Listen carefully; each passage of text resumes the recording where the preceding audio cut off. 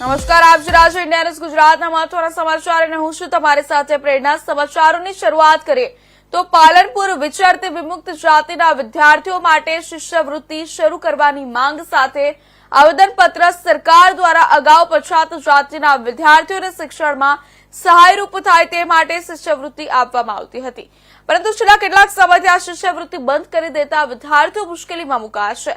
સરકારી શિષ્યવૃત્તિના આધારે ઘણા વિદ્યાર્થીઓ પોતાનું શિક્ષણ ચાલુ રાખતા હતા, પરંતુ હવે યોજના બંધ થતા તેમના માટે અભ્યાસ આગળ ધપાવવો મુશ્કેલ બને છે।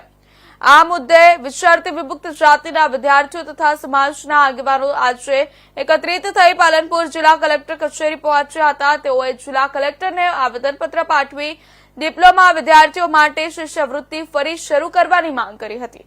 સમાજના આગેવાનોએ ચેતવણી આપી કે જો સરકાર તેમની માંગો સ્વીકારશે નહીં તો આગામી દિવસોમાં ઉગ્ર આંદોલન હાથ ધરવામાં આવશે।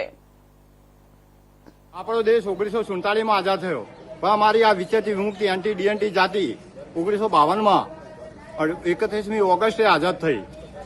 આટલું બધું કેમ? આ બેરી મૂકી સરકાર અમે વખતો વખત રજૂઆત કરવા છતાં આ દિન સુધી ઊંઘતી રહેલ છે। અમારા જે બાળકો જે ભણે છે એમના માટેની કોઈ જોગવાઈઓ નથી। ક્યાં છે જોગવાઈઓ? એમ કે અમારે કેટલીક કોમે એવી છે વિચારતી વિમુક્તિની કે એમાં ઉપર આપ ને નીચે ધરતી જેવું છે, શિક્ષણ નામે તો કોઈ જોગવાઈ જ નથી। હા, એટલે અમારી જે સરકાર જે છે, સરકાર અમારા વિચારતી વિમુક્તિના જે અધિકારની જે હક્કો જે છે એમાં 11% શિક્ષણમાં અનામત, નોકરીમાં અનામત અને ફ્રી શિપ કાર્ડ યોજના, જે સમાજમાં ફ્રી એસસી ને એસટીમાં જેમ ફ્રી શિપ કાર્ડ યોજના દાખલ થયેલી છે એ પ્રમાણે અમારી વિચારતી વિમુક્તિ જાતિને પણ આ રીતનો હક આપો, અમને અધિકાર આપો બંધારણના સંવિધાનની જોગવાઈ પ્રમાણે। આજે શું કાર્યક્રમ છે?